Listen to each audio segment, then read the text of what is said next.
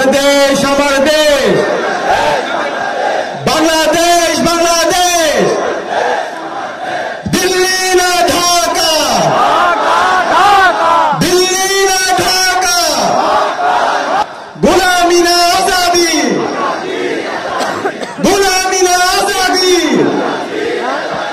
আমি যে ভূখণ্ডের মানুষের সামনে দাঁড়িয়ে কথা বলছি, ফেসিবাদী আমলে এই ভূখণ্ডের মানুষদেরকে তাদের পরিচয়ের কারণে বিভিন্নভাবে নির্যাতন নিষ্পেষণ করা হয়েছে। এই ভূখণ্ডের গত 54 বছরে মুক্তি আসে নাই।